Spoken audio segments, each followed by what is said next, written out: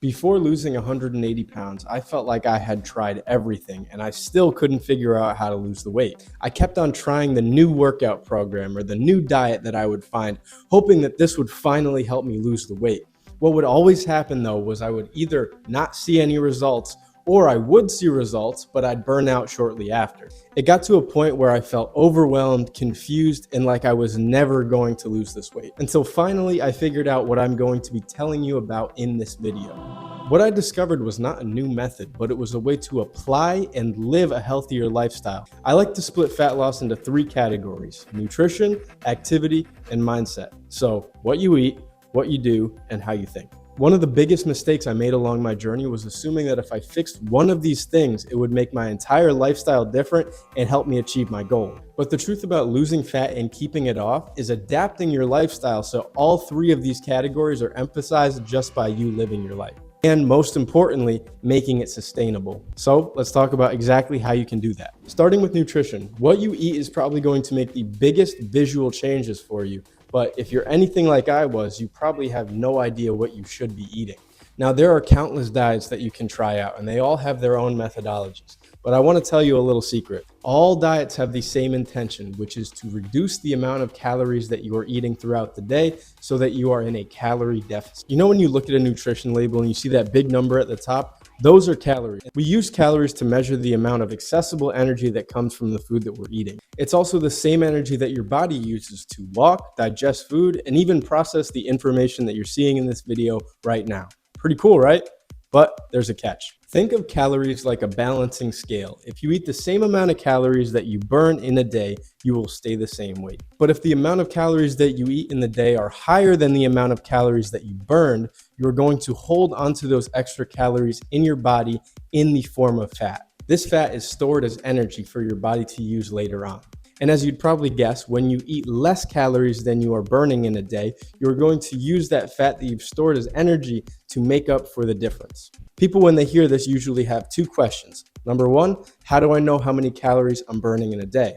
And number 2, if my body has to make up for the difference, then why don't I just eat 0 calories so that I can get my results faster? First of all, I want to clarify that using fasting as a method for weight loss is never a good idea, for the same reason that using a crash diet is a bad idea for weight loss as well. You are teaching yourself bad eating habits, and as soon as you start eating normally again, you're likely to return to the same eating and lifestyle habits that got you to your starting point in the first place. Now that we've covered that, let's talk about how you can find the amount of calories you're burning every day, aka your calorie maintenance. Doing this is actually very easy. All you have to do is go to this website. Now I'm going to leave a link in the description, but basically you just want to fill out all of these boxes. It's going to ask you things like your height, weight, age, gender, and your activity level too. To get the best read possible, you want to be very accurate with your activity level. So I would classify an active day as 10,000 steps. So for example, if you get 3,000 steps a day and 20,000 steps a week, that would classify you as 2 active days per week. The only problem with these calculators is that they typically overestimate the amount of calories that you can eat. So what you want to do is select one level below whatever you would actually fall under for your activity level. Now that you've figured out how many calories you're burning every day, it's time to figure out how many calories you'll be eating and what types of food you'll be eating in order to lose weight. This is where people normally pick up a diet, but the problem with most diets is that they're way too restrictive, and it's actually hard once you've started a diet to go off of it. And that's why I'm telling you in this video not to diet. What you want to do instead is meal plan. This way you get the best of both worlds, and you can eat what you want, when you want, and still lose weight. In order to make a meal plan, you need a couple of things. 1 is an internet connection. You're watching this video, so check. 2, you need to know what your calorie maintenance is. We just covered that, so check. In about 20 minutes of time. Check. Before we start though, there are a few things to know. Number 1 pound is equivalent to about 3,500 calories. Number 2, for the best results, you want to eat anywhere from 0.8 to 1 gram of protein per pound of your goal body weight every day. And number 3, if you eat 500 calories under your maintenance one day and 500 calories over your maintenance the next day, it will average out to a calorie maintenance over the 2 days. Okay, let's start making your meal plan. First, you need to decide how many calories you'll be eating every day. I would recommend somewhere between 500 and 1200 calories below your calorie maintenance. Preferably somewhere in the middle, lower on the spectrum if you have less weight to lose, higher on the spectrum if you have more weight to lose. Next, you need to decide how many grams of protein you'll be eating every day. That's very simple. All you have to do is go into your calculator and do 0.9 times whatever your goal body weight is in pounds. Once you have all those numbers together, now you want to go into ChatGPT because you're going to have AI make your meal plan for you. If you want an in-depth tutorial on how to make a meal plan with AI, make sure to subscribe because I'm making a video on that very soon. Make sure to tell it your favorite meals as well as your daily calorie and protein targets. What you're going to notice when the AI makes your meal plan is that it's going to make a lot of low-calorie swaps, which is perfectly fine, but some of your favorite foods might not fit the daily plan. And that's where cheat meals come into play. You'll remember earlier that I said that your calories will average out over the week. So for example, if your calorie maintenance is 2,500 calories, and one day you eat 1,500 calories, and the next day you eat 3,500 calories, you'll still stay the same weight over the week. So with this in mind, all we have to do is plan accordingly, and we can have whatever we want for a cheat meal. Now to finish off the nutrition section, I just want to give you a few more tips. First of all, most of, if not all of your meals are going to have a protein source of some kind. And a good rule of thumb is to make sure that your protein source has at least 1 gram of protein for every 10 calories. Some of my personal favorite protein sources are chicken breast, chicken thighs, turkey breast, and ground beef. But fish is pretty good too. Next thing, it's very easy to feel hungry when you're in a calorie deficit. You are eating less calories than you're burning after all. With this in mind, it's very important to make sure you're volumizing your food. Think about volumizing your food like increasing the size of the plate without significantly increasing the calories. Some examples of volumizing your food might look like adding some vegetables to a meal, adding some ice to a smoothie, or eating berries instead of candy whenever you have a sweet tooth. Last, but definitely not least, is to make sure you're drinking enough water. Staying hydrated can reduce cravings, make you feel less hungry, and help you burn as much fat as possible. Now on to training and activity. Little story, one of the first times I tried to lose weight, I thought that if I just worked out like a madman, that the pounds would melt off. And they actually did at first. I believe I lost around 20 pounds after significantly increasing my steps and doing a couple hundred push-ups and sit-ups every day.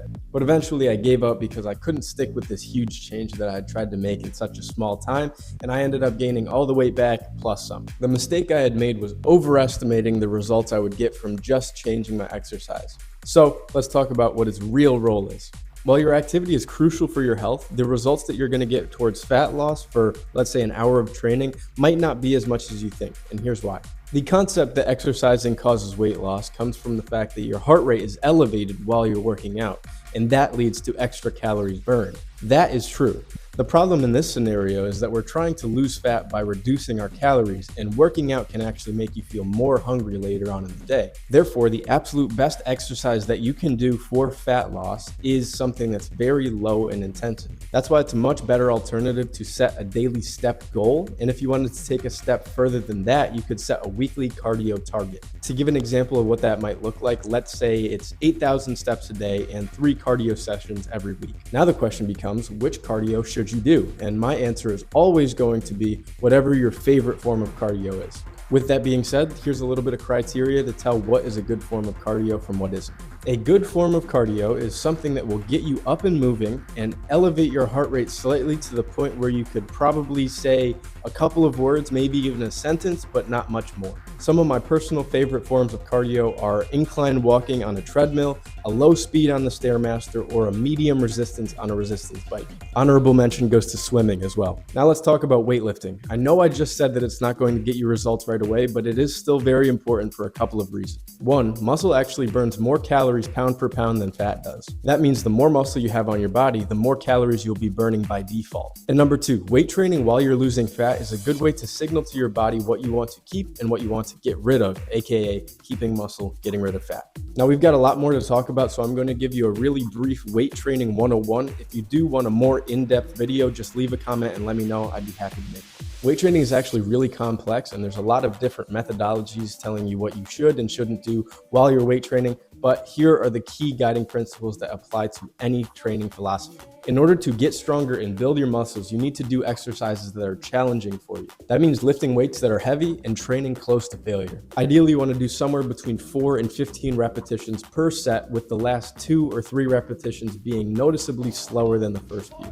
For the best results, you want to train each muscle group at least twice a week and get at least 8 sets per muscle group per week. The reason you want to train at this frequency or higher is because you want to signal to your muscles that they need to adapt and grow for the new load that you're putting on them. Lastly, and probably most importantly, is to continually increase the intensity of your workouts every week or every session. This is called progressive overload, and here's how it would look in an actual training split. On Monday, I bench press 100 pounds for 10 repetitions. On Thursday, I bench press again, but I do 105 pounds for 10 repetitions. And then on my next training session, I bench press 105 pounds for 11 reps. In that example, I showed you progressively overloading on your weight and on your number of repetitions, but you can also progressively overload on your form. Another important thing to note about progressive overload is it doesn't just apply to your weight training. Something that I do with a lot of my one-on-one clients is progressively overloading their steps. So let's say that their step goal starts at 3,000 steps a day. We would eventually up that maybe after a week or two to 3,500 steps every day, and then progressively overload that each week or each month, depending on the speed of the actual client. Under activity, I also place recovery. Recovery is something that a lot of people underestimate, but is crucial to getting the best results possible. The first thing to talk about under recovery is obviously sleep. Had some dinner. I was just calling to tell you good night. I have a list of reasons that you should get good sleep is longer than I can put here, but instead I'll tell you how you can get the most out of your sleep so you can see the benefits firsthand. Number one is your environment. Whenever possible, the best sleeping conditions are in a cold, dark, and quiet room. This is so that you can fall and stay asleep much easier. Number two is having a consistent nighttime routine. This will make it easier to fall asleep, get better quality sleep, and wake up more energized. The elements of a good nighttime routine are as follows. Make sure to turn off all screens 1 to 2 hours before you go to bed. This is because the blue light coming from the screen is going to keep you awake, and the information that you're taking in is going to clutter your mind. You also want to stop eating 3 to 4 hours before you go to sleep. The reason for this is because a lot of people get bad quality sleep because they're digesting most of the night. When you give your body ample time to digest all of your food before you go to sleep, you're spending a lot more energy on recovering rather than digesting. It's also a good idea to take sleep-enhancing supplements. As far as supplements go, I encourage you to do your own research, but some of my personal favorites are L-theanine, GABA, magnesium glycinate, and valerian root. And lastly is to make sure that you're going to sleep and waking up within the same hour every day. This will help you regulate your circadian rhythm, helping you fall asleep earlier, wake up energized, and improve the quality of your sleep.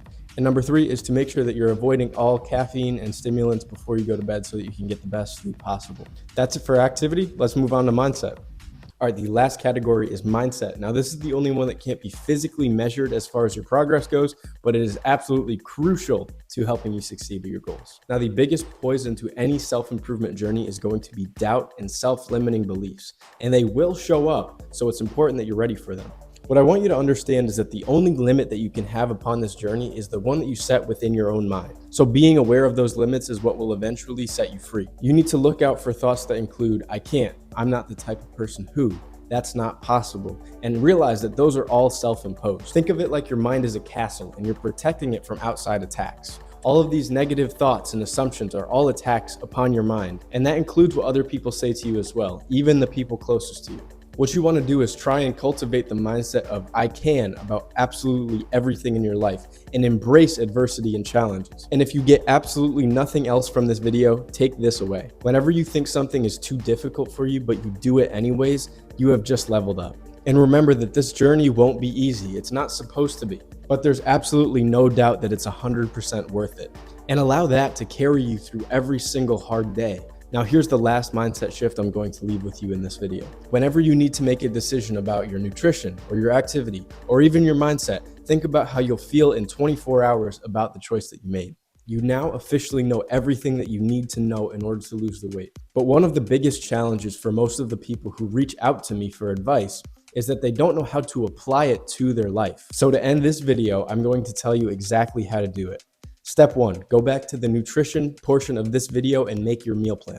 Step 2, set your activity targets. Take a look in your health app to see how many steps you're taking every day. Now set a goal to increase that daily step count by 200 to 500 steps every day this coming week. Also, set aside at least 30 minutes at least one time this week to dedicate towards cardio. The third and final step is to create a goal tracker. Grab a piece of paper and draw a line down the middle. On the top left, write to do, and on the top right, write done. Now in the left column, write down all the tasks that you need to complete every day. Once they're done, put a check mark in the right column to track your progress. And that's it. Remember to slowly increase your activity at a sustainable pace, and that consistency is going to win out over intensity every time. And like I said before, if any of this seems too hard or like you don't want to do it, that's a sign that it's exactly what you need to do. That's it for this video, guys. If you enjoyed it and you got something out of it, make sure to subscribe to the channel because I'm going to keep more coming for you guys. And if you want to give yourself a huge head start, I just created a community where people like me and you can learn and grow together. If you want to join, I'm going to leave a link in the description. I hope to see you there. And until next time, peace.